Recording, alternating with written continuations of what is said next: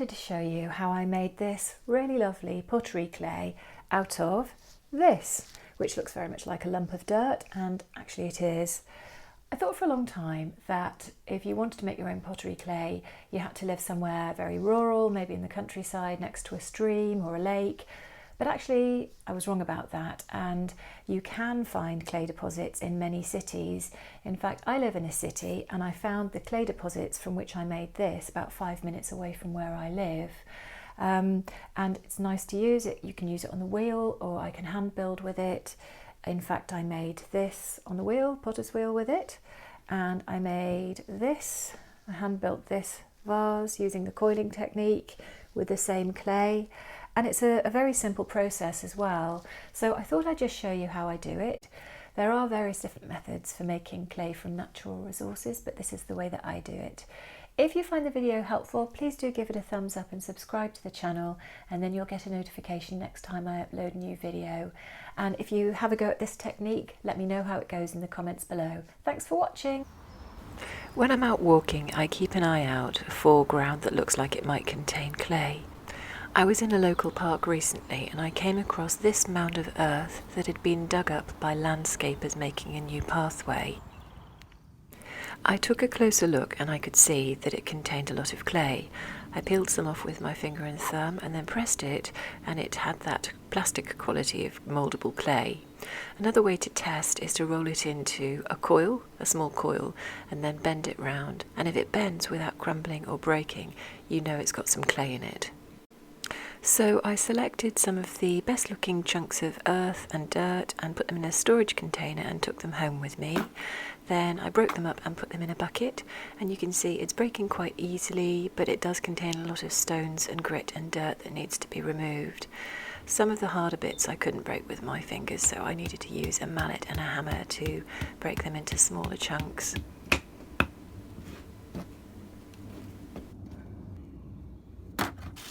After I'd broken it up into smaller chunks, I covered it with water so that each piece was submerged, and then I put another bucket on top to stop any extra debris or dirt from falling in it, and left it for a few days. Once it had been left for a few days, you can see that the earth and dirt has become quite mulchy, and I can stir it a little bit with a trowel. But to make sure that it is really mixed up very well, I use a paint mixing drill bit, and this breaks up any larger chunks of earth that are left in the liquid. And then, as you can see, what you get is a sort of a slurry type of gloopy substance, which has still got quite a few lumps and chunks in it. What I'm doing there is I'm dividing it into two buckets, because what I need to do now is I need to sieve the slurry, and at the moment it's just too thick to go through a sieve, so I'm splitting it into two buckets so that I can then add some additional water and make the mixture more liquid so it can pass through a series of sieves. So I add the water, then I give it a good stir, and then again, once I've stirred it with the trowel, I will mix it with the paint mixing drill bit.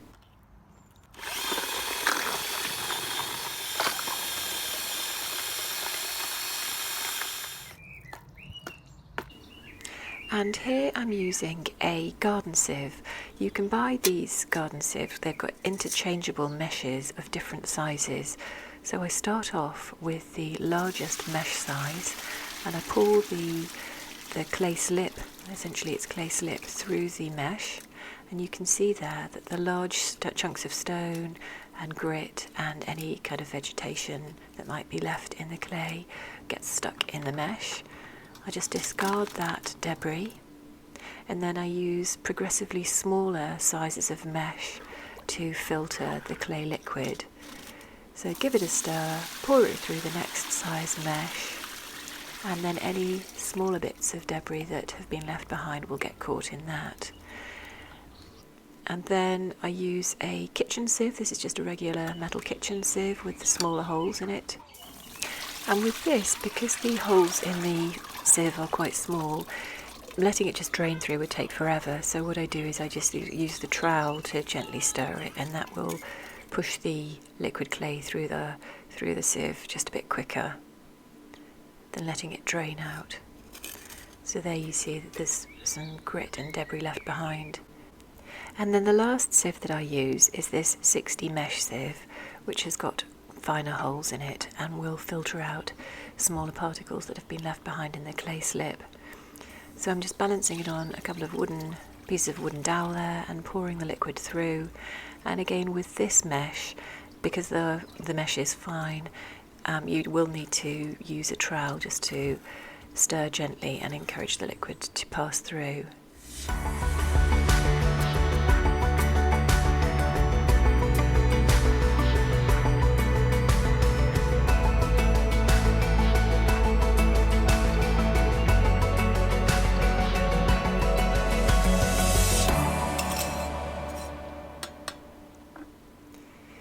And then you can see here that the debris that's left behind is really quite fine. It's more like chunks of sand. When you've filtered the whole thing, what you can do is line a bucket with an old pillowcase, and then what I do is I tend to pin the pillowcase on with a couple of old pegs so that it doesn't fall into the bucket, and then pour the liquid into the old pillowcase.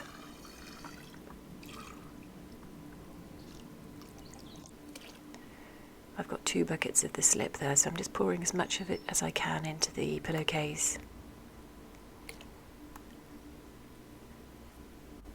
Once the clay slip has been poured into the pillowcase, you need to tie the pillowcase up to keep it contained. And then the pillowcase needs to be suspended from somewhere so that the water drains away from the clay inside, and the clay particles remain inside the pillowcase, but the water drains away. Now you can do this by hanging the pillowcase from somewhere like a tree branch or a fence post, a sturdy fence post. I don't have anything like that strong enough to support the pillowcase, and also I live in quite a rainy place and I couldn't really risk the clay getting wet as it's trying to dry out, so I need to be able to use something that I can put inside. So I improvise in the following way. I use a plastic storage container and I put a few old Lego blocks in there, which I stole from my daughter, and then I balance an old oven rack on top of the Lego blocks, and then I put another couple of old oven racks in a V shape on top of the Lego rack on the bottom, and then I place the bag of clay slip on top of the older oven racks, and the idea is that the oven racks keep the clay bag off the base of the storage container and allow the liquid to drip away and separate itself out from the clay particles which stay in the pillowcase. After leaving the clay slip for a week, you can see that a lot of the water has drained away and evaporated, but it still has the consistency of a thick chocolate mousse, so it needs to dry out some more. I'm going to transfer it onto that, which is my plaster slab that I use for reclaiming clay. I'm going to scoop it out of the pillowcase with an old soup ladle. You see there it's still got a lot of liquid in it, and I just dollop it onto the plaster slab.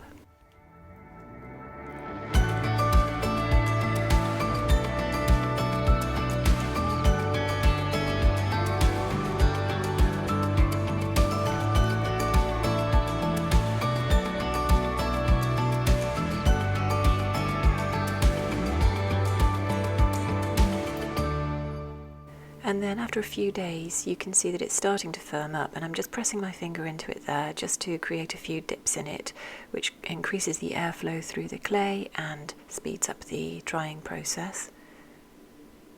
And then again a few days later it's dried out even more, and I peel it off and then turn it over, and I find that peeling it off and turning it over just speeds up the drying process, because the top side of the clay that is still damper then gets in contact with the plaster slab, and the plaster slab will draw out more of the liquid. It just speeds it up a little bit. But you can see it's still pretty sticky at the moment. So I leave it a few more days, and then after a few more days the clay is ready to be peeled off the plaster slab and then rolled into a rough lump of clay. This clay will need a lot of wedging because it's full of air pockets and also because it's quite inconsistent. There'll be dry patches and quite wet patches, so it does need wedging. For me, I find the best way to start off the wedging process is to do stack and slam wedging, or it's also what known as wire wedging or slab wedging. And the reason for that is just because I have had issues with my wrist and it's quite difficult for me to wedge really big amounts of clay. Sorry about the camera wobble here. The camera was not on the table, but it seems to have picked up quite a lot of wobble from the slamming of the clay onto the table. See the air bubbles in the clay there? They need to all go. And if you aren't familiar with stack and slam wedging, I have made a video on how to do that, and I'll put a link in this video right now so that you can check it out if you want to, so that you don't need to see my wobbly cam for the next 15 minutes. And then I cut it into smaller chunks, and then I wedge it using the ram's head wedging technique. And you can see by this stage the clay is a lot firmer and easier to handle. It's not quite so sticky. And although this process takes a little bit of patience, it's a very simple way of making a lovely clay body out of your local native clay deposits. And then you can see in this before and after shot the transformation that the clay has undergone. The clay is now ready to be used for either wheel throwing or, if you prefer, hand building.